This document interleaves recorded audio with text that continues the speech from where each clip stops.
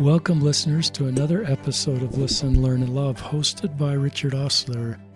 My guest on today's podcast is a new friend that I became acquainted with, Reverend Jamie White. And welcome to the podcast, Reverend White. Thanks so much for having me. It's an honor to be here. I'm a fan. Well, thank you. And I'm going to read a little bit bio just so you know who we're talking to. Jamie White is the senior pastor at the First Presbyterian Church in Salt Lake City, Utah. She became the 18th pastor in the summer of 2022. Originally from California, Jamie received her undergraduate degree in pastoral leadership and biblical studies from Vanguard University of Southern California. She later received her master's divinity degree from Princeton Theological Seminary, where she won numerous awards for ministry excellence. Jamie has served congregations in Pennsylvania, Utah, and Southern California for over 20 years. She's also a founding board member of Kenya Partners Nakura, if I'm saying that right, a large nonprofit organization that provides healthcare education and community support for those in need in rural Kenya. My wife and I want to go to Kenya someday. Then I'm going to read a little bit. Jamie and her husband Dave met in Salt Lake City while attending the same college ministry, and were married a year later in Yosemite, California. Dave, your husband, who originally hails from Kansas City, works as a licensed mental health counselor. And I thought, what a power couple you are. The two of you. They are parents of 3 kids, 2 sons and a daughter. I became aware of, I could call you Reverend or Pastor. I'll probably call you Jamie most of the podcast, if that's okay. That's perfect. As some of our listeners know, my wife and I serve in a YSA ward. That's Young Single Adults, a congregation of Latter-day Saints where everybody except a few old leaders like us are single. And it's age 26 to 35. And first day I walked into the men's meeting called Elders Quorum, a young man, younger than me anyway, Tay Steele was teaching the lesson. And I recognized I was listening to a remarkable, thoughtful, deeply spiritual young man as he talked about things like transformational relationships with Christ versus transactional. Then we visited a little bit, and he sent me a video that he produced along with Chad Ford at Faith Matters One America, where Jamie White, our podcast guest today, shared her story. There were 2 parts of the story that brought me to tears. One was her story being raped as an 18-year-old, becoming pregnant and keeping that child, who's now her married son. And a lot of us read the scriptures and learn a lot about the theory of forgiveness, but Jamie knows this road and spoke with such authenticity. And I just thought I would be honored to have her on the podcast because so many like me are dealing with better tools on the need to forgive others and find common ground. And I was so moved that you're willing to share that story. She also talks about her congregation that's like a lot of the spaces we are in families or whatever faith tradition, red and blue, and the work she's doing to bring her congregation together with different political views. She may share other content along the way too that's important to her. I wanted to read a letter I got, a really unusual email I got this week from a Jewish rabbi who's listening to the podcast, who was introduced to the podcast by an LDS missionary. I want to track down this LDS missionary to find the backstory of that. But this is what he writes, and I thought of Jamie as I read this email. What strikes me most about the podcast is the radical vulnerability of your guests. In my many years of ministry, I've rarely encountered a space where individuals are so willing to lay bare their struggles, their complexities, and the humanity without the mask of having it all figured out. In the Jewish tradition, we often speak of Hineni, Hineni, here I am, a statement of total presence and ability to God and to one another. Your podcast is a modern manifestation of this, which makes your episodes so precious and powerful. It strips away the otherness and reminds us of our shared human connection. But I thought of you, Jamie, and the other guests that are willing to come on and just do what this rabbi talks about. Um, and here you are back to Tay Steele, our common friend. He enjoyed filming that with you, being the producer of that segment. We'll link to that segment in the show notes. It's an 8-minute video. But then you got to know Tay, and you got to know he loves slip-on Adidas shoes. So He told you that story, did he? so if I got the story right, he comes home one day and there's this package on his doorstep, and he opens it up, and you have taken the time to deliver a new pair of Adidas slip-on shoes to Tay. And I just thought, you're pretty busy running a congregation and all the work you're doing, and you find time for our common friend Tay. And anyway, he just thinks you're doing great work, and Chad Ford likewise. And so that's my 5-minute introduction, a little longer than normal, listeners, but I'll just turn it over to you. You could introduce yourself more broadly than I did and just give context, and you could just go right into things you'd like to share. Oh, well, thanks for having me. I love Tay Steele, and I'm increasingly drawn to people who sort of put their money where their mouth is. I've found that with him and Chad and Patrick Mason and lots of good friends in the LDS Church and your podcast, to be sure. But I say to my congregation all the time that being a human being is just really hard. I feel like that needs to constantly be acknowledged. It's just tough to be a person. I think it's always been tough, but it feels tough in our own time. And we can be angry about that, and we can allow that news to make us passionate about whatever it is we're passionate about. But I'm not sure that's how I at least am called to spend my time. I'm increasingly drawn to people that are willing to link arm to arm and say out loud how hard it is to be a human, because that has what has been helpful for my own journey, to be sure. Which, for the video you referenced, definitely picks up when I'm 18 and at a critical moment in my life that transformed my journey, my whole self, really. But I began, of course, before that whole situation of a rape and pregnancy. I was raised in Central California in a small little church that was part of a charismatic sort of Pentecostal tradition. That was all I knew for my childhood and adolescence. And it was a wonderful space. They took care of me. They took care of our family. My dad had been a drug addict until I was about 7, 8 years old, before he got sober and came to his own sort of miraculous conversion and faith experience. And it was our little congregation that loved him back to life, that taught him how to be a dad and, a husband, a decent human being. And so that space had so much formational impact on my life. But it's complicated, right? Because as good as it was, and the safety it provided, the structure it provided, it also, got into me that there are certain things we believe and certain things we don't. There are insiders and there are outsiders. There are rules we don't break. There's a certain amount of rule following and list keeping that will make you feel assured that you're in the right spot, you're good enough, that God likes you, loves you. But, I think I had started to do some of the natural deconstruction around the rigidity of my own faith tradition in adolescence, like many adolescents do. It's a really age-appropriate time to do that work. But I was seeing more complexity, right? Like the world is not black and white. It's very gray.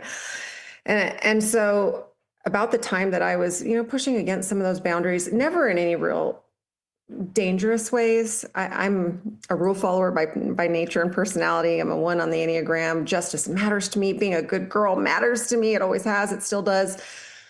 But I had friends and family and folks that were pushing out beyond the boundaries that I was so comfortable with. And, they were finding wholeness or different experiences of life that complicated the narrative. And so I was seeing some of that happen, but I was still holding on to my good girl-ness. I had a reputation. I was very involved in high school as like a student body officer. And I've always been this kind of mouthy girl that you see before you.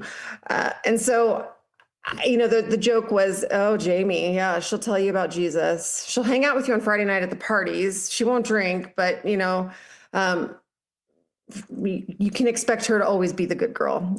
Some of the boys were like, don't date Jamie White. You won't get any action because she's always going to pretend like she's the little angel. And so I laughed that off. In high school, kids are brutal, but they're also naming kind of what was true about me at the time. I was strong-willed and trying to be a good girl. And then I went to a summer camp or a winter camp. I don't even remember, winter camp with my church. And I met a bad boy. And I actually already knew who he was through reputation. I was not attracted to him at this retreat, but he was giving me lots of attention. It was very much thrill of the chase. Like, can I get this good girl to give me any attention? And so we left the retreat. And he somehow got my phone number and he started pursuing me pretty heavily. And, the arrogance around that some boy is suddenly coming to my church and he's cleaning up his act and begging my parents to take me on a date. And all of that scratched an ego place in me at 18 that just reinforced that, if you're just good, everything will work itself out. That just did not last very long, as you might imagine. That's not where holiness actually comes from. And so it was only a matter of time before I was in over my head. And I started dating him. Very quickly, the red flags, boom, boom, boom, within 6 weeks were up and waving. And so I was making my way to high school graduation, overachieving in all the places that I decided were important, getting ready to go to college and determining which full ride scholarship was I going to take. I mean, it was sort of world is my oyster moment. And he was getting increasingly more and more dangerous. And I didn't have any language or vocabulary for that. I didn't know who to talk to. I'd never seen this sort of anger and control and predatory behavior. Substance abuse was up, which for me was this with my dad's history. I wouldn't touch substances. And so all of a sudden I realized he's smoking and drinking and he's pushing boundaries more and more when we see each other. And it just got out of hand really quick. I went over to his house one day thinking I was going to drive him to work and he wouldn't take no for an answer. And I lost my virginity in the middle of a Tuesday. I mean, it just was like this awful experience. I was sobbing in his bathroom. I went back to get dressed and I mean, he was laughing at me for having been shocked by the experience and saddened by the experience. I mean, it was not violent in the way that many sexual assaults are. I knew him. I drove myself over to his house. But man, did that mess me up. I became immediately deeply anxious and I now know what's called panic attacks after that. Because I was like, I'm ruined. The religion I grew up in, the Christianity I'd been handed was that, for a girl at this time in the true love waits moment of in 90s, this is what you had to offer, your virginity and your future husband and what it meant to be holy. And gosh, I was like, I'm ruined. What am I going to do? I guess I have to stay with him. And by this point, I was well afraid of him. He'd left bruises on my arms before. He had left me shattered in arguments, things that just, I had never let anyone talk to me or treat me that way. And it now is so easy to see that cycle of violence start and just repeat. And he'd show up with gifts and apologize for the anger. And this is all over, I mean, I'm talking a 3-month period of time in high school. So this is just crazy that this was so bad so fast. And so 3 weeks later, I start throwing up. And I've seen the teenage specials. I mean, they taught us very little in California schools in the 90s about consent, appropriate terminology. They were really doing the scare them to death with all the STDs. But I had seen enough to know that if you start puking, you're probably pregnant. And I rushed myself to Planned Parenthood to figure out if that was what was true. I went in the middle of the day. I came in late to ceramics class with the news, and it was devastating. I remember being equal parts like devastated by this news and also, oh, this is going to get me away from him. This is going to be my path to get free of him, because no one that selfish will want to be a parent. I didn't, yeah, and at the time, right, like in a tradition like mine, I didn't have any language around abortion or any of that. I did beg God for a miscarriage for a long time. But abortion really wasn't in my even sphere or awareness. And so I thought, gosh, this will at least get me away from him. I'll be safe again. He'll leave, surely. And so it was rough there for a minute. It was the weekend before senior prom and Memorial Day. And that like is a freeze frame of Jamie as a naive, normal kid and the Jamie I am today. It felt like this turning point, that period of time. Because I had really shut down from the sexual assault. I think I probably would have shoved that deep down, but that pregnancy made it all very real. And so, my goodness, on a Sunday morning, I told my parents at church, of all things. I remember the pastor preaching about God being bigger than anything we could ever go through and offering to pray for anyone that felt hopeless in their life. And I decided I would ask for prayer, and I was sobbing. And this pastor I'd known my whole life was like, Jamie, whatever it is, you're going to be fine. And I looked up at him, tears streaming down my face, and said, oh no, it won't be fine. I'm pregnant. And he said, oh, we should probably move this to my office and bring your parents in. And I said, yeah. But I couldn't have even told anyone what had really happened. I was so traumatized, like so many rape victims are. I could not put language to that for, I bet, over a year. A little bit before I had delivered my son, Blake, 10 months later, but man, not any precise language around the abuse for a while. And so I just said, I'm pregnant. And my parents were kind of hilarious. They shifted into their polar opposites. Dad immediately was like, what? When did this happen? We've been talking about how slippery the slope is. When you make out with boys, you end up, it just all can go from there. And I thought you guys were group dating and we had boundaries. And I remember just thinking, oh, you don't even know who he is. You don't know what he's done to me. Like, it's been real bad, Dad. And I just was tears streaming down my face. He's just logically trying to make sense of how and when. And then my mom just turned and she literally was like, Jamie, look at me. And she said, you're going to be fine. You're going to be fine. A baby, I don't care how it comes into the world, can be a gift. And you have us. You don't need to worry about anything else. And I think she had this intuitive knowing as a mother, because she would end up asking some questions and saying some profound things to me early on when I was sorting through my grief that were these like handholds for me, like that I grabbed onto for dear life. And I would learn later that she had been through her own assaults and terrible things as a child. But man, it was just this moment of like, okay, I'm going to be okay. And very quickly, I was able to distance myself from this guy. It actually ended up being his own sort of life experiences. And he was sleeping with many women and younger adolescent girls. He was a couple years older than I was. When I finally got the nerve up to go file a police report for the rape, I was the third police report that had been filed. They couldn't give me any other information, but they're like, thank you for filing this. Did you go to the hospital and get a rape recovery kit? To which every survivor of sexual assault laughs. Like, no, like that's the last thing we're going to do after our body's been violated is go to the hospital and let somebody perform an exam like that. But that makes, The DA just choosing to pick up the case, unlikely. So I don't know if he's ever experienced any consequences for his actions. I had to like make peace with not knowing those kinds of answers a long, long time ago. But he at least was out of the picture enough.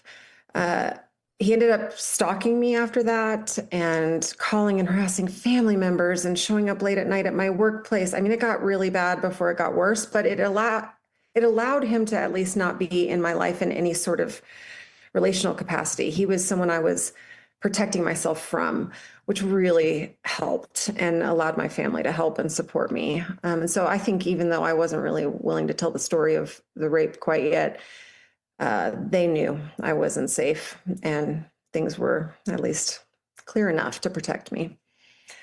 But, in there, I started to get furious, as you do, as grief leads you to always. I was so angry. I was so afraid. And being afraid for the first time in my life like that, it made me even more angry. And I didn't have anywhere to put that. I had never felt so strongly that I would have murdered a person, that I could have shot someone in cold blood. We didn't have guns in our house growing up. But man, if I had one and I had an opportunity, I know I'd have killed him. And that was this interesting thing to watch me. So I'm carrying this child that I don't want, that now has like put a huge blockade in like the plan I had for my life. I have no confidence anymore. It took 42 seconds in high school for the news to spread that I was pregnant and for people to make all sorts of assumptions about what that meant. And I could not talk about it. I couldn't look people in the eyes. My friends asked questions and no one could really sort through it. And I would lie to get them off my back. Oh yeah, okay. I had sex with my boyfriend. It happens. You've seen the specials. Because I just wasn't ready to go there. And it was brutal. And so that anger, as it came up, I didn't have anywhere to put it. My mom grabbed me in the kitchen, and I say this in that video, that repair video we filmed, and she was so deeply worried about me. She was watching me sort of disintegrate right before her eyes. My confidence was gone. I was looking over my shoulder all the time. I was emotional, either in weepy tears or rage. And so she just said, Jamie, we got to talk about this. And I thought, of course, she's going to try and comfort me again around all of this, or maybe try and get a fuller picture of what happened. And she said, no, we got to talk about your anger. We got to talk about how much hatred is growing in you. And I said, well, of course I'm angry. Of course I hate him. Of course I'd kill him, but I am scared of it. I can't sleep. It's just growing.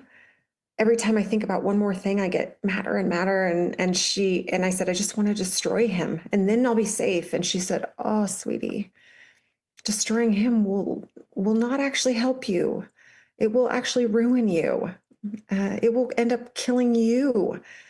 And it was like one of those light bulb moments where I could see it. I could see how the anger was already killing me.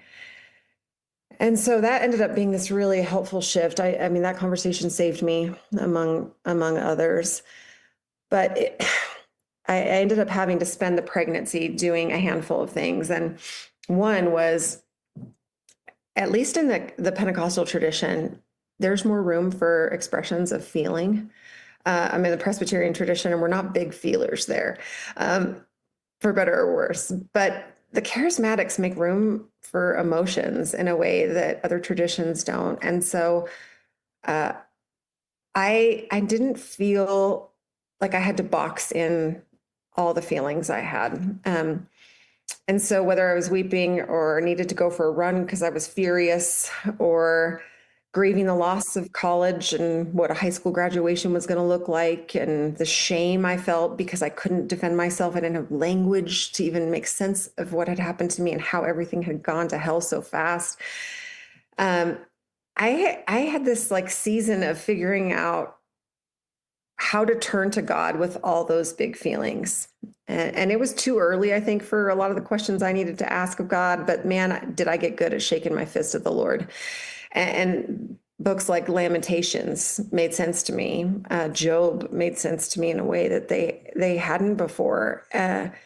Jesus's grief and frustration with religion made sense to me. And as a church kid, it was just a really healthy place for me to turn. I went to my faith and it was life-saving. But I needed to reframe like a larger theology of forgiveness too, because yeah, forgive your enemies, turn the other cheek, love the people who curse you. That is all fine in theory. That is a different thing when he might be standing outside your workplace at 10 o'clock at night after you closed up. Like, well, how was I going to do that? How? And so I started reading a lot about forgiveness. I have always been a person that put mentors around me. I'd rather not learn the hard way. I'd rather learn from other people's experience. So I just started asking people how they had forgiven their enemies. And it was really helpful. I quickly identified that if I was going to rely on feelings of forgiveness, I'd be screwed from day one, that it couldn't be about that. And I think that was probably like the most important first step I took, is I just decided I was not going to hate him, that was only going to ruin me if I did that. I love that quote by writer Anne Lamott, who says it's, like drinking rat poison and expecting whoever you hate to die. It's insane. And so I conceptually understood that at that time. But I was praying one night with this frustration that like, okay, the feelings have to follow at some point. Like I can't keep sitting with my hands clenched and my jaw and my teeth grinding, just like promising God, okay, you've called me to forgive. I will forgive. I will forgive. I will forgive. Like, how do I sort through the rage? And I just said, God, I need you to show me how. I need you to show me how to do this. And I had a dream. I've rarely talked about this, and I don't even know if I told Chad and Tay this. And it's wacky because, people have visions and dreams in the Old Testament, and we go, oh yeah, Joseph, and taking Mary to be his wife, has this dream, and the angels tell him, hey, no, she really is pregnant by the Holy Spirit. So we have this biblical witness of these things. But man, for like a modern day girl at the time, I was like, what on earth? But I remember having this like dream. And in the dream, it was dark and scary. And I had to walk this path. And on the path were like hill after hill after hill. And as I had to go, I had no choice. And as I was walking, as I was climbing, I was getting more and more exhausted, more and more frustrated, more and more injured, because things were attacking me from the side. They were faceless, nameless, but it was like shame and grief and one more thing that was not going to work out in my life. And just like the full consequences of bearing up this experience. And I knew that at the end of this path, I would see the one who had caused me all this pain. I knew I had to get there. And if I could just get there, then I would be able to understand it all. I would be able to make sense of why this happened to me. And as I'm going over, I get to the end, and standing there is the person who assaulted me, and laughing and almost like enjoying the fact that my anger is destroying me, that my shame and the rage has consumed me to such a degree that I can't even function. I'm on my hands and knees climbing these hills on this path. And as I look up, about to just like give in and be like, forget it. I can't keep fighting against this. Like they win. All of a sudden he takes his face off like a mask. And I realized in that moment that it wasn't him. It was like this larger evil at work in the world, whatever people conceptualize it as, Satan or evil or dark forces. Yeah, sure. Evil had a face in my particular experience, but it wasn't actually him. It was the larger brokenness of our world. And I woke up, and I don't dream and remember my dreams, but I like woke up and remembered it in such vivid detail, and wrote it down in a journal, actually a journal I was writing to my unborn son. That was another really life-giving practice. But it was like this awareness that like, oh, I can spend all my energy like going after him and hating this one person. And he did cause me a great deal of pain. However, like he's a wounded, broken person. And I knew enough about his story, and even just knowing him for a few months, to know that like his wounds came from a very real place. And it was just enough of like this visualization to realize like he's not my actual enemy. Um, I'm bearing the consequences of choices that people made probably long before we were born, and his parents made, and the society and situation he grew up in made. And if we keep attacking each other, we're just going to keep passing that on, like hurt people hurt people. And that freed me in a really profound way in this moment, because it gave me a place to put the anger and the pain. I had a different enemy to pin it on. And for me, in my own religious tradition, like that was conceptually, like that worked. That frame held for me, still holds for me today. In fact, I'm right now preaching through a series at our church on evil and spiritual warfare, because I think it's just too easy to want to demonize each other. And that's like going after the smoke instead of the fire. It is a waste of time. And we end up hurting each other so deeply when we do that. But that was like another light bulb moment that set me free, that saved me. It was realizing he's not my enemy. I read a lot of Greg Boyle now, Father Greg Boyle, who works in Homeboy Industries. He's here in town tonight, actually. I get to go see him talk at the library.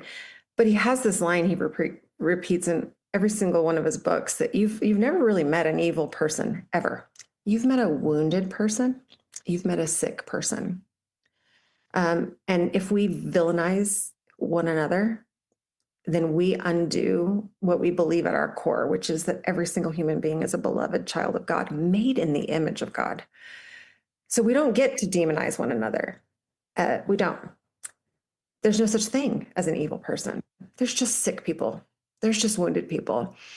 And so realizing that the person that had harmed me so deeply was a really wounded, really sick person, was just a turning point for me, and then allowed me to embrace this pregnancy and to get to a point with, I had all the fears. Is this child going to come out and look exactly like him? Am I going to end up presenting this child?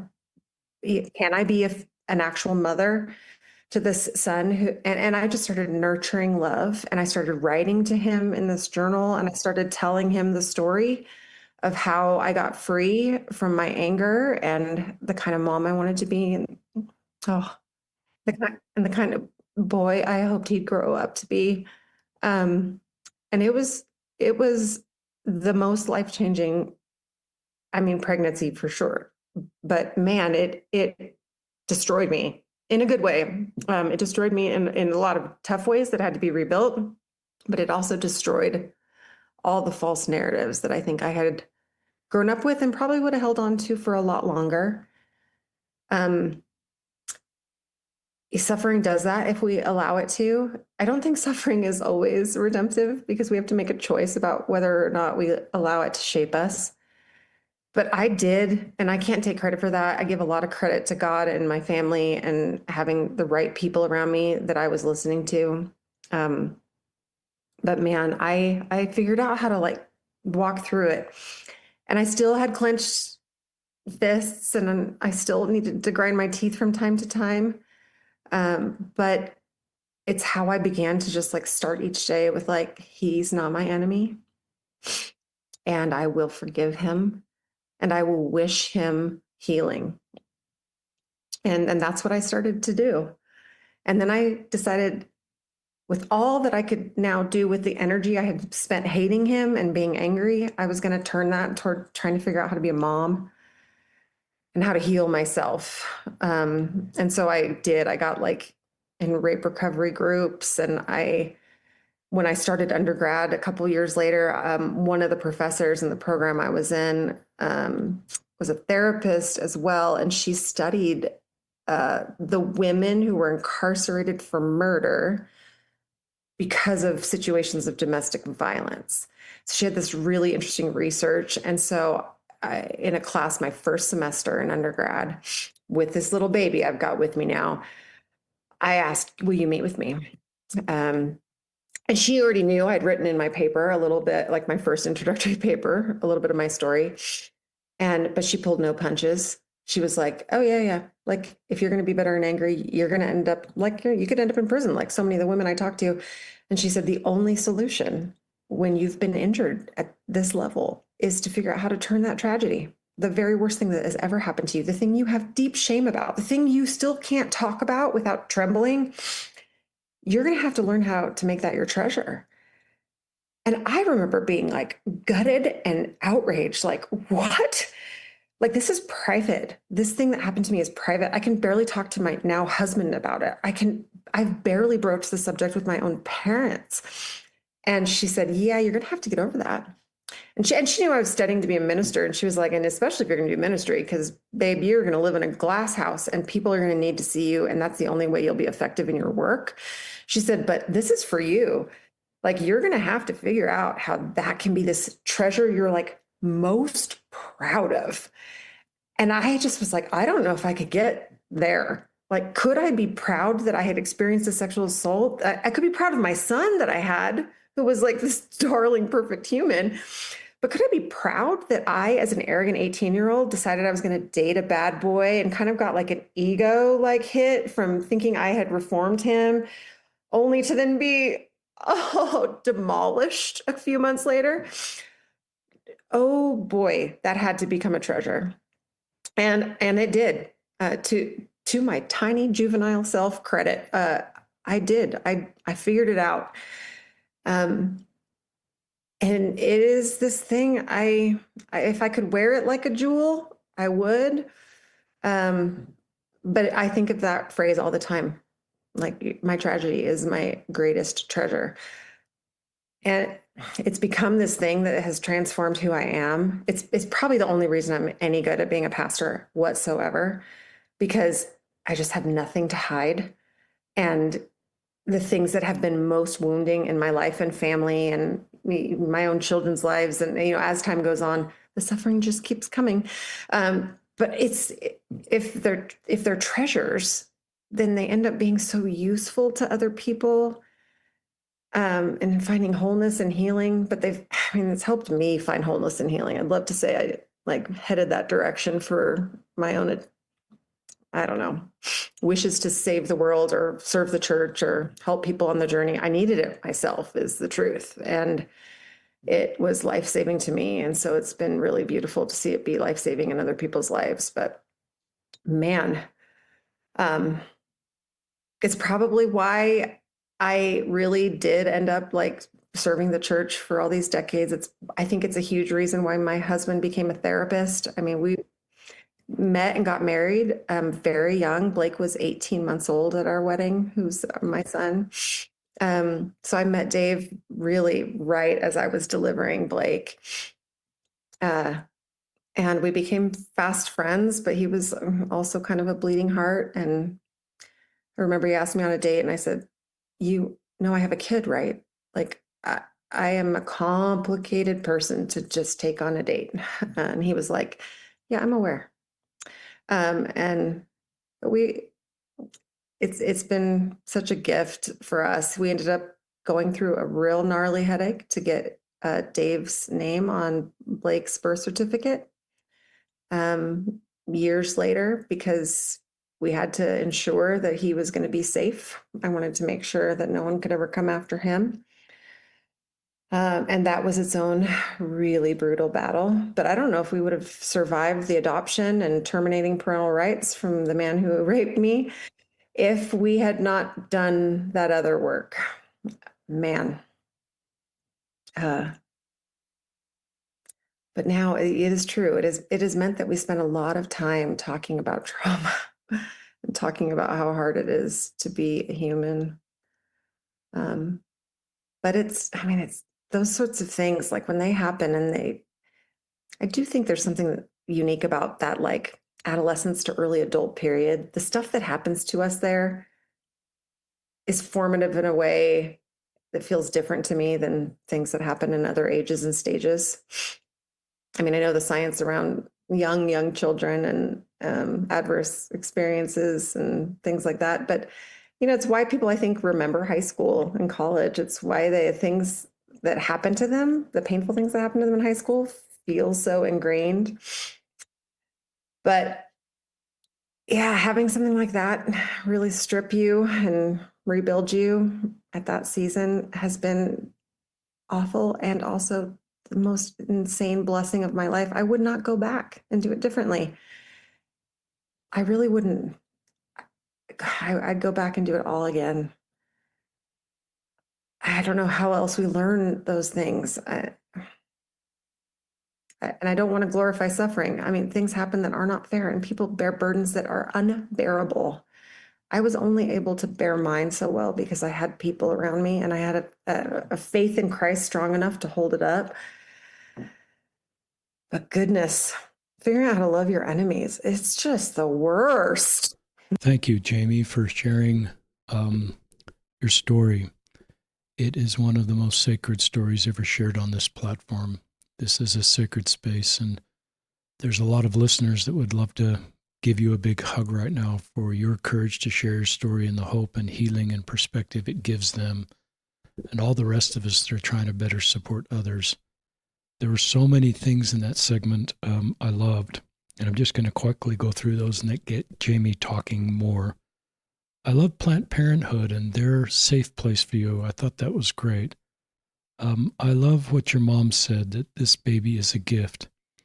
I love this idea, really powerful idea, that you had to reframe a larger theology of forgiveness, and how you've now shared that with us and will continue to share that with us in the podcast. I love your journal to your unborn son. How powerful and healing and helpful for him to know that this whole time where you're carrying him, you're writing to him.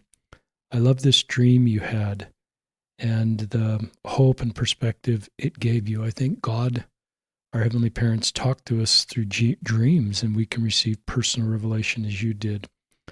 I love you, obviously, going back to an undergraduate program and this therapist that you felt impressed to open up to about your story. And her words, if I've got them correctly, quote, "Turn tragedy into your treasure," end quote. And, quote, "treasure most proud of," end quote. Wow. Pretty shocking to hear those at the time.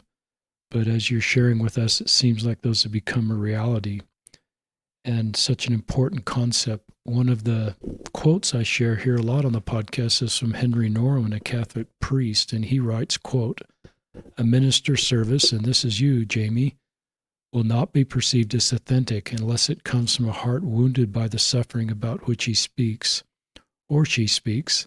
The great illusion of leadership is to think others can be led of a desert by someone who's never been there." So this is like a worst case nightmare desert you've shared with us. And as you know, and as you're doing in your ministry, you're sharing your story helps others in the same desert or in sister deserts, similar deserts, to find hope. And so thank you for that. And for all of us that are working through, I don't think we should rake traumas and think that our traumas don't count, but follow the principles that Jamie's sharing to find hope and healing, and then also the ability to take these tragedies, these scars, and turn them into tools that can really bring hope and healing to others. I also want to comment about the rape. I think 10 or 20 years ago, listeners, I would have thought in the back of my mind, but hopefully not said it to you, that, you're partly at fault here, Jamie. I feel bad even saying that out loud. Because I think I'd been socialized to think that everybody was partly at fault. And maybe there were some comments that I heard that caused me to conclude that. This is 100% rape. And you are absolutely not at fault here. There was no consent. There was no intent. There was no desire. This was rape. And as you correctly understand, it was rape. And there's no nuance about that. So I want to be clear on that as we, process survivors and don't think like I did 10 years ago in the back of our mind, well, what was your fault here? There is no fault here, absolutely zero fault. I'd love you to talk more about just this idea. Do we need to meet with, to reconcile with our abuser, to move forward and find forgiveness? And talk a little bit just more about healing and moving forward. That's good. I appreciate you saying that. You always do that. You always apologize for what you didn't know. But that's why I think it took me longer maybe than it would have to get well, because I told myself the same narrative. I thought rape meant some stranger pulled you off the side of the road and beat you up. But man, it's really true, which is why it's such a screwy thing in the mind for so many survivors, because we now know, like, the stats on this, that it almost always happens at the hands of someone happens at the hands of a family member or a friend or someone you're in a partnership with, and it makes it I imagine no worse or no better. But yeah, it's awful. I did not reconcile with my abuser. I had to see him, however, because when we filed adoption papers to protect Blake 4 years later, you have to do this is back to my rule followerness. My attorney, we were living not in Central California, in Southern California, in undergrad. And the attorney at the time said, well, do you know who the biological father is? And I said, I do. And he said, well, then legally, we have to post something in the paper and we have to send a letter to his last known address, letting him know that we're going to terminate parental rights and that Blake will be adopted. And I said, oh, one, I can't imagine he's not in jail or something, but there's no scenario where he wants this baby or is gonna, I mean, I know he wants to hurt me and kill me. Like, he's made that very clear, but I don't think that's going to be an issue. And sure enough, like 3 weeks later, we went through the due diligence to follow the protocol, and he showed up on the scene lying, saying he was very involved in my life and that he wanted to be a parent and that I had stolen his son. And I mean, it was quite a narrative. It was a whole thing. It ended up being 2 years of court. I mean, over $50,000 for young undergrads. The first time I had to see him was to go to a mediation appointment to see if we could figure this out without a trial. And I had not seen him in years. And I walked in with my husband. And by the way, I was like 8 months pregnant with our son. And he literally, I walked through trembling, like, I mean, trying to keep all the composure I'd built up and healing over these years. And I mean, I was shaken like a leaf. And my husband, Dave, passed him in the doorway and he said, oh, looks like she's knocked up again. Are you sure that one's not mine too? I mean, it was like if there was evil in the room, I was like, oh, God, hold me fast. And then I had to sit in a room with a mediator who was asking questions as if we had been a married couple or something and we're going to share custody. And thank God, to that mediator's credit, they knew what was going on and they were trying to do their best to follow protocol. But man, they could read fear in me. The trauma was clear. I mean, I was like curled up in a ball trying to just answer the questions. And but yeah, I did not imagine a scenario where I'd ever see him again, much less reconcile to him. And so then that anger and the unforgiveness, you might imagine it reared its ugly head after that. And in the middle of like someone trying to now take my son from me, who I definitely want to protect from this person. And it became another difficult season, and really rough to do as new young marrieds and just having another baby. I mean, it was awful. So I thought maybe someday there will be cause or scenario for us to have a conversation. Like, my hope and prayer after I got on the other side of the court and trial, and thankfully the court did its job and his rights were terminated and our kid is safe and Dave's his dad, and which has always been true. And so it worked itself out eventually. But I continue to pray for him. Would there be a way to have a conversation? Mostly because I had a boy who had questions about where he came from. And that was a complicated story to tell him over his years, developmentally appropriately. because I was not about to like scare him and terrify him. But by adolescence, right, I have to have the nitty-gritty conversation of like, well, this is what he did to me. And to integrate into your own narrative at 13 years old that you're a product of a sexual assault is rough. And so a huge part of me wanted some moment of reconciliation with him, if it were possible, if it could ever be done. So I kind of kept tabs on him from time to time to see if he was in jail, and he was for many years, I think. And if there would be some sign that he had grown up or changed his ways, and there never has been. In fact, just recently, my son, who's now 27 years old, did his ancestry kit, and wondered if any family would surface from that, because he has for years had his own very real struggles that have come out pretty sideways in his life from time to time. But we have encouraged him for years that like, if there's a boogeyman in the closet you need to face down because of this, we'll help you. We'll find him if he's around. We'll send you and your therapist. Dad can go. I'm not really willing to go at this point.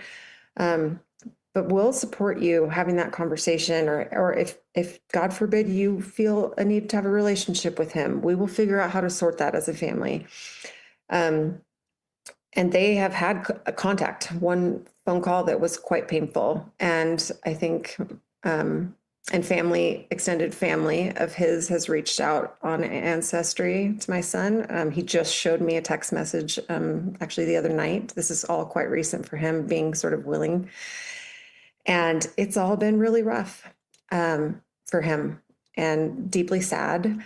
And I don't think he is much different a person. I mean, I assume he's a different person, but I don't see the kind of repair that would make some sort of conversation or reconciliation possible. So it is often my advice for people.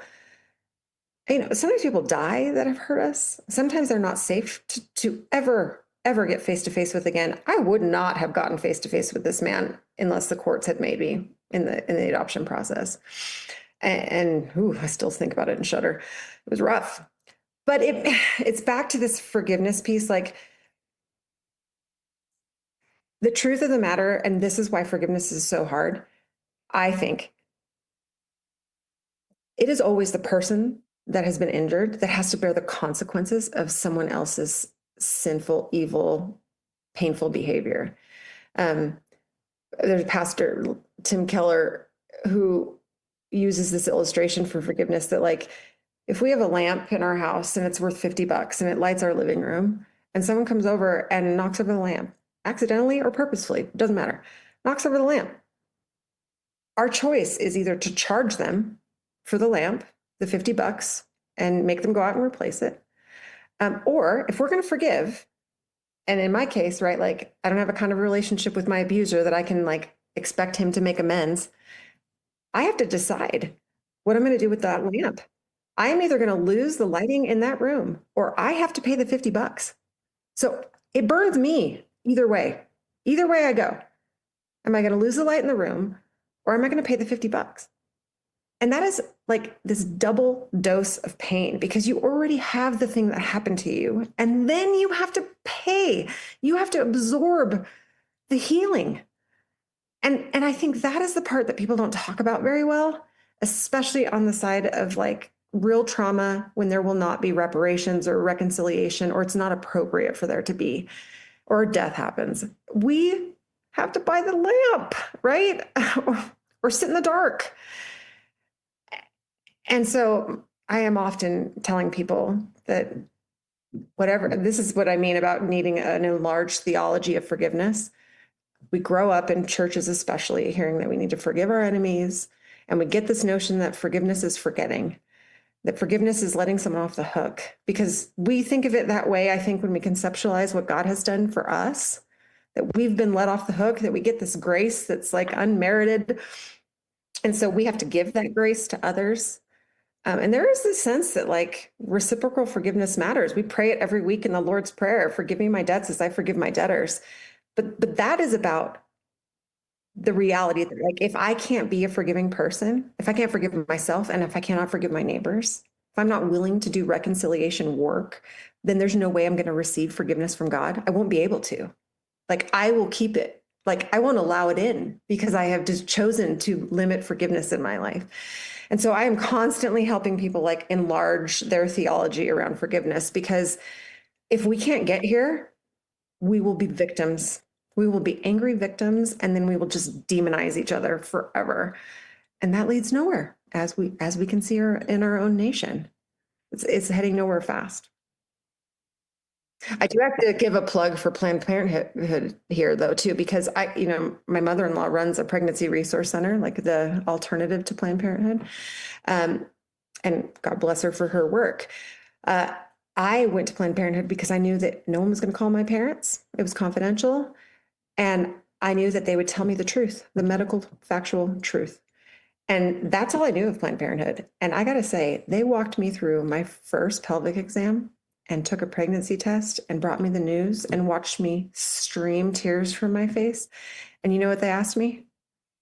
When you leave here, are you going to be safe? And I said, I am. Do you have parents who love you? I do. Do you have any fear that they would kick you out or something? Like, are you going to be supported when you share this news? And I said, I do. And they said, we're so glad. Okay, well, we're here if you need to see us again. They didn't say anything about abortion. They didn't say anything about pushing an agenda. They literally, a nurse sat there and held my hands and loved me well and made sure I was safe. And so, as much as I'm aware of people's very complicated feelings about Planned Parenthood, I am like in awe of a service that they provide. And I would not have known where else to go at 18 years old. So I love that you noted that anyway, because it's a conversation people ask me about all the time. Jamie, thank you for telling us more about your abuser, and the need to, through this legal process, meet your abuser and the things you learned. Thank you for telling us the things you're able to share that help others if they're in these really difficult, sort of re-traumatizing situation. I loved your further insights into Planned Parenthood and the safe place that you were for them. And all these super complicated and insight feelings about forgiveness and the principles you share really help all of us. I love your comments about Dave and accepting you and loving you and meeting you when you had this new little baby, and your comment to him when he wanted to date you, sort of wondering, do you know my story? And he said, yeah, I'm aware. But he saw past all of that stuff. And it reminds me of getting away from the checklist dating that I used to have and see people for their hearts and their goodness and the things they're learning and not having these binary checklists. I certainly had some of those and talked about that on the prior podcasts. You're really a power couple with your pastoral work and your theological work and your academic training and now the work you're doing at First Presbyterian and Dave's work as a therapist. I just start to think of all the people you're bringing hope and healing to. So thank you for that to both of you and your family. But tell us a little bit more about Dave. Yeah, it's pretty remarkable. He's a pretty remarkable human being anyway. But he did a very brave thing in seeing me for who I was, because I don't think it was a popular choice. I think it took his family a while to get on board, and we love each other dearly, but it was rough there for a while to have to decide, like, no, this is, I think, the person I'd like to figure out if they could be my partner. And he's very sensitive to, I think, the pain of other people. But in this way that his work, I think, makes so much sense for who he is, just and how he's wired. But he's not interested in people staying stuck. He's interested in helping them heal and get whole. He wants to graduate his clients in therapy, which is, I just think and I was so attracted to that in him. I was so attracted to his steadiness, his non-judgmental way that he walked in the world.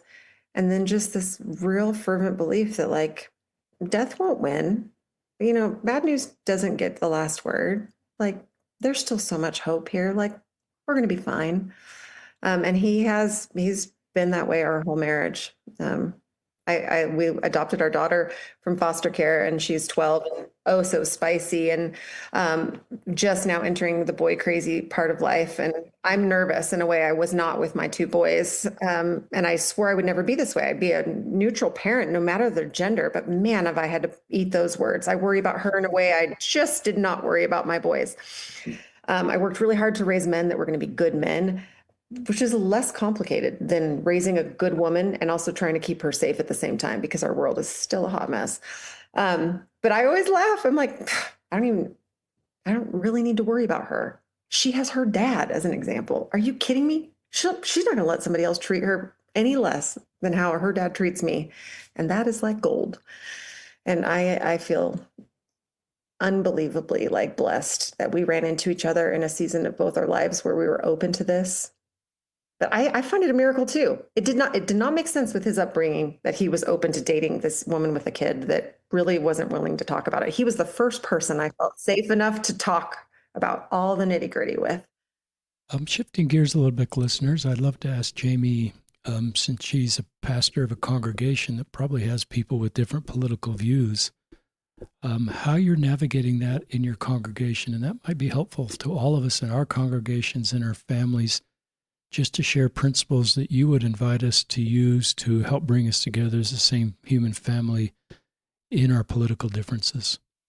Yeah, I think the reason that I bang that drum so consistently, and I probably am like an earworm for my congregants, because I just won't let them off the hook. I make them remember this week by week. I just think it's our most profound witness right now in a polarized world that's so deeply divided, where we're all just going at each other's throats. And if we're not like fighting each other actively, then we're just cutting each other off. We're canceling each other. We're dismissing the relevance of other human beings. And I just am like, we are not allowed to do that. Like, if we're trying to follow Jesus, we don't get to do that. And as good as that feels in the moment, it's not serving us. It's like back to the mask thing. It's the wrong enemy. N.T. Wright is a biblical scholar and theologian I love, and my people are probably sick of me quoting him, but he's just good. But he uses the image of a puppet master and puppets, and he says we spend a lot of energy thinking about like the puppets themselves instead of the evil puppet master that controls and animates humanity, that invites this constantly, cleverly at work in the world, inviting us to participate with evil. And we should remember that the puppets are captive. Like, we're not after them. We're actually like supposed to be people that bring good news and live in such a way that the puppets go, oh, I don't want these strings. Clip, clip. Like, I don't want to live this way. You mean I can be free? But if freedom looks like name calling and shaming and using whatever it is, our power, our money, our intellect, to make ourselves look really good at the expense of other people, we're just colluding with evil. And so at this moment, I told my congregation the first Sunday I preached in January, I spent so much of the last year on my knees in prayer and fasting, because I could feel the fear rising across our culture. I had for many years, but then I started to see it in my people's eyes. I started to, feel like the collective blood pressure just go up, because the bad news just keeps coming. And as people of faith, it's like, well, what are we going to do about it? What are we going to say about this? We have to do something. And if the instinct, the knee-jerk reaction is to point fingers, oh, Lord, have mercy. Ugh, we just don't have anywhere to go from there. And so it just has felt like the most important thing to model for my people. We don't get to hate our enemies. In fact, you look across the room. Y'all don't look the same, think the same, vote the same on all sorts of things. And you're going to show up and love each other. You're going to show up to each other's baby showers. You are going to be here. I'm going to make you turn and say hello to each other. Like, that's what we're going to be about. And it's not always easy, but I do feel like it's a reminder I'm just like putting out nearly every single week, because the good news is like, we actually don't have to hate each other, and we don't have to destroy each other. And I mean, not to get preachy, but I guess you this is a faith podcast. You're a faith leader. I can't help it. It's like this, when you look at this God we say we worship and follow, Jesus is not yelling, he's not screaming, he's not using his authority and throwing weight around. He is letting evil do its worst. He is setting people free left and right, and then he is letting evil do its worst. And the only people he has a harsh word for are the religious leaders who think he's not doing it the right way. And everybody else, what is it? Love, mercy, forgiveness, grace. You're fine. He's just saying you're fine. You're loved. You don't have to worry about that. Go be free. And I think that's like plenty. We could spend our whole life, I think, on the Sermon on the Mount and never need to go anywhere else in all of Scripture, and we'd be fine. Though I'd be dying to go to the parables because I just like love them so much. But yeah, I just think there's nothing else to say in this moment. And I see Jesus on the cross. I mean, I know our traditions are reframe the atonement really differently, probably, but Jesus let death win. He let death do its worst and then conquered it with life. And if dead things really come back to life, if that's really the hope we believe in, if this is really the God we're following, then we have to like put that in action in our own lives. I mean, they can kill the body. That's it. Like, love is more powerful. Death will not get the last word. It means we can stare evil in the face and say, would you like to be free? It means we'll get crucified for it, though. I mean, I do think that's like the important caveat we have to say. We can't just be like, this is roses and sunshine and unicorns. No, following Jesus has cost me everything. It has cost me everything. Thank you for those insights. I'd like to shift gears again and talk about queer people, our queer friends. I'd love to hear your thoughts about what you're doing and what First Presbyterian Church of Salt Lake City is doing to support queer people, including trans people, and any stories you'd like to share. Just prompted a story that your listeners will probably love. It's a story about a young man in our congregation named Owen, who is a trans kid. And before I came to be the pastor at First Pres, I was very concerned about whether or not the congregation was maybe ready for me as a minister. First, I was like the first female minister they would have in that senior pastor position. And then I'm just a lot more progressive on those things. And in our own tradition as Presbyterians, yes, our larger denomination has been like real clear around inclusion and full ordination and all the things for our queer siblings for a while, but we didn't always feel like that. We didn't always ordain women. We didn't always do lots of things. We've had to do the back-breaking work of committees coming together to argue, to wrestle, to pray, to discern the Spirit's guidance on how we can reform our practices to look more like Jesus Christ. And so I do love being a part of a tradition that has done a lot of that already. You're right. We are a really safe place for queer people.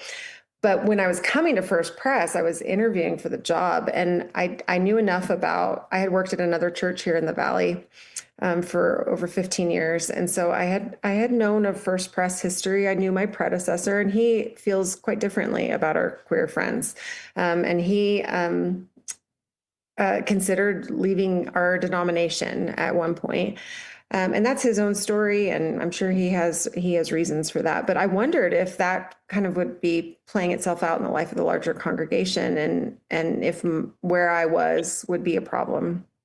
And so when I came, I started asking questions like, how are we treating queer people at First Pres, and are they included, and are they affirmed? And the interim minister at the time, who's a dear friend of mine, said, well, our organist is gay and he's on staff, and we've got gay couples that come here. And actually, let me tell you about Owen. And I said, well, tell me. And he had been the minister during this period. But Owen knew from a young age that the gender he was assigned at birth was not, consistent with who he was and who God had made him be.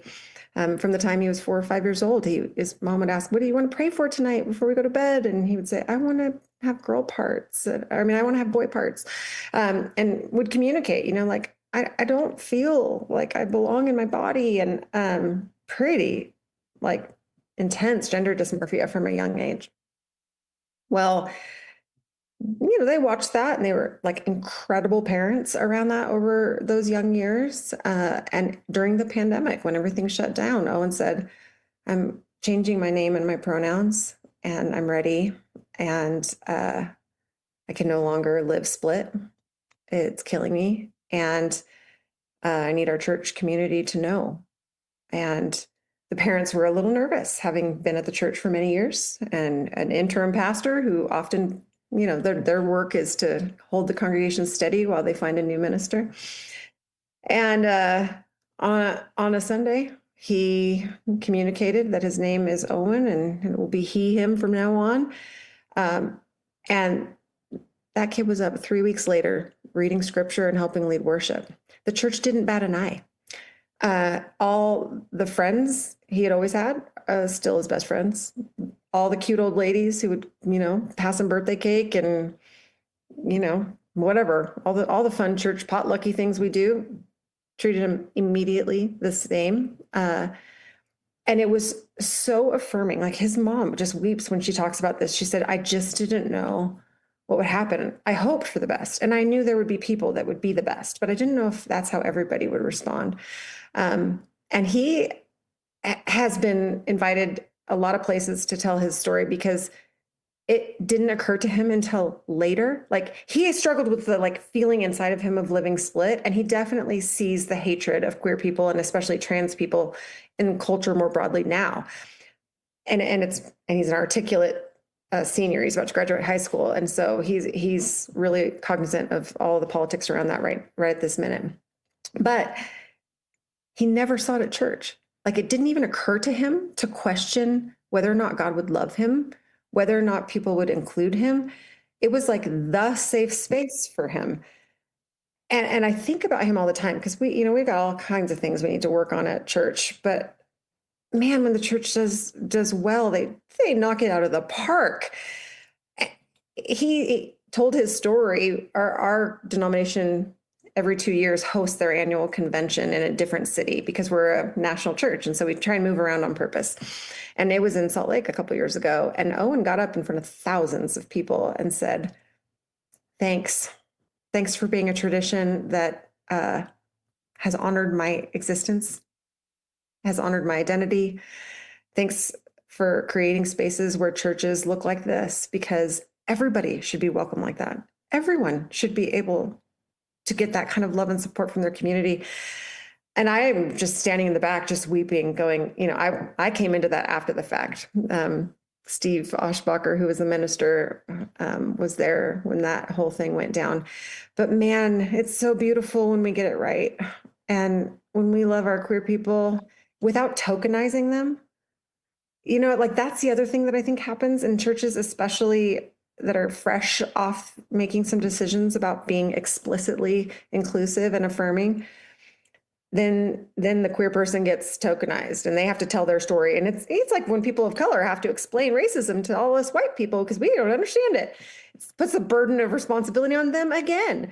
And so it's just lovely when we figure out how to just be a congregation where we all get to come no matter what. And so it's beautiful. Our church, we've got queer people in every leadership capacity, staff, elders, deacons, leading worship, serving in any area of the church. And you know what? I don't have to say a word about it. We don't need a rainbow flag waving in front of First Pres. Actually, I don't ever want one. I don't want any flags in front of First Pres ever, because we're flag bearers for Jesus Christ alone, period. And so everybody's welcome there. And you're welcome in the same way everybody else is. And that means you can be a leader and you can be involved, or you can sit the pews and sneak out early if that's what you need. But man, it's like my favorite thing that we have figured that out, because it is safe space. And once the word gets out that you can still follow Jesus and rigorously follow Jesus. I know a lot of my queer friends are like, I want to go to church. I want to live faithfully. I want to hear how I can grow in my faith. I don't want to just like get around a club with a bunch of people that tell me that like nothing I do matters. No, like living my life well and with integrity matters. So help me learn how to follow Jesus more closely, and also let me be the fullness of who I am and get married and parent and live my life. And oh, it's gratifying to be able to be a part of a tradition that does that. So I'm proud of it. Wow. I loved hearing that story about Owen and the safe place church is for him, and the chance Owen had to speak at the national convention that was held here in Salt Lake City a few years ago for your faith tradition. Owen, if you're listening, I'm glad you've got a safe place, and thanks for all you're doing to contribute to your congregation and our community, and I hope for better days for our transgender friends. I think it's so important that our churches are safe places for queer people and trans people. Everything I think about Jesus was he was working, as you're sharing with us, Jamie, to create safe places and help everybody feel loved and accepted. And society's another story. Obviously, that's not a particularly safe place for transgender people, but I just wish our homes and our churches were. And I've always seen this link between my queer friends and the love they feel at church. It's easier for them then to believe, and sometimes it comes in reverse order, that God loves them too. And I've wanted all my queer friends to know that our Heavenly Parents love them and how they feel about them, which is often different than the messages they're getting in society and sometimes at church. So I love that your congregation is a safe place for our queer friends, and I just think that churches should be the safest place for everybody. And that leads me to a couple concepts I like to share with listeners. One is the compass, and one of my favorite Institute teachers, Michael Wilcox, talked about the compass, and I, as a compass has 2 feet. This is like an architectural compass that draws circles. And 1 foot for me is in my Latter-day Saint faith community, and that's where I keep it. And the other foot could sit right next to my to the first foot, or I can extend it way out. And that foot represents my desire to learn from other faith traditions, learn from people that aren't of any faith, other ethnic people, my queer friends, even people that have left my faith. And it helps me to better love people. And then Jamie has a compass, and her foot is centered in her faith. And then if she extends her compass out, other foot, what she's doing, we intersect a lot. And the way we both care about queer people, the way we both love and want to do everything we can to follow our Savior, the way we want to bring more hope and healing into our community. And as we do that, I think we find with our second foot that's way extended out, we find a lot more in common with other people, even different political parties, through the point Jamie makes, and we find more common ground when we extend ourselves into circles that we're not usually in. And that doesn't mean we leave our current circle. For me, that's to stay in the Latter-day Saint faith, and this is my faith in my community where my belief system reside, but I can see the good. That leads to another term that my wife introduced me to about 20 years ago, holy envy. She tells me that's a C.S. Lewis phrase that also my Institute teacher, Michael Wilcox, talked about. So sometimes I have holy envy of other religions, and I do that right now with 3 things that Jamie's brought to the table. I have holy envy for congregations that are supportive of queer people, and they walk in there and they feel God's love, the community love. They don't feel like they're second-class citizens. And I think I have holy envy. My faith tradition generally isn't there. Most of the queer people I talk about in my faith tradition have either left or not fully feeling that. And I hope for better days. I also love that Jamie, a woman, is leading a congregation. I recognize that men and women have gifts, and I love this idea of divine equality, and that men and women can lead congregations. And I love that this is a wonderful woman, obviously leading a congregation and very capable of doing that. The third thing I kind of have holy envy is the pastoral training that Jamie has. Because I, as a local leader, had no pastoral training. My background is a business person, and But I wish that somehow I'd had more pastoral training um, to just help people, not to become a full-time therapist, that's different, but just to be able to help people. So I love all those thoughts about Jamie's story and the idea of the compass and holy envy and tools to see us as the same human family. So keep sharing some more thoughts, Jamie. Well, we all have holy envy, like for each other. We all do something well that is distinctive to us. And you guys have a lot to teach other faith traditions about keeping people involved and serving. Like sometimes you just show up because it's the right thing to do and you take the next right step, which is like volunteering or committing to do the thing you said you do. And the accountability around that, and I know it's complicated. I know enough about the LDS church to know that sometimes that can be a burden, but it's also a life raft for a lot of people because it keeps them in their community through thick and thin. And then it does something meaningful to the world around us. And I mean, that matters. We often say that government shouldn't have to deal with all the needs that it carries for the poor and marginalized because the church should do it better. And I am constantly telling people when they ask me, mostly from out of state, like, oh gosh, what's it like to do ministry among the LDS population? And I'm like, it's great. And in fact, like we partner together to serve our city and our state in really profound ways. And we can do that because they are not messing around. They have their own like welfare square where they're making bread and they're like preserving fruit and vegetables so that people have enough to eat in the winter. Tell me what other denomination is doing that and working that hard in our tradition. And it's a critique that we push a lot of responsibility off to social networking and to the government. And you guys are a lot more interested in like, well, who cares? That might take a while. Let's do it ourselves. It's really beautiful. It's convicting. I have dear friends in the LDS faith that show me what it looks like to follow Jesus. And I'm real proud of the friendships I've made. They've been real life-giving for me.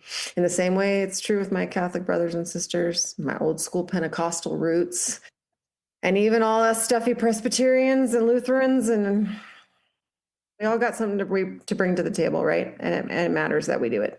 Thank you, Jamie White, for being on the podcast. This is one of the very best podcasts we've done, and I'm just honored to have you here on this platform. And on behalf of our listeners, thank you for taking the time to share your story and all the good you're doing by sharing your story and all the good you're doing in our community to bring us together as the same human family. In the show notes, listeners, we'll have a few things listed. We'll have Pastor Jamie White's bio. We'll also have the Faith Matters video that I referenced earlier with my friend Tay Steele being the producer of that. We'll also have the First Presbyterian Church YouTube channel in our show notes so you can hear perhaps some of Jamie's sermons. And this is Richard Ostler and Jamie White signing off from another episode of Listen, Learn, and Love.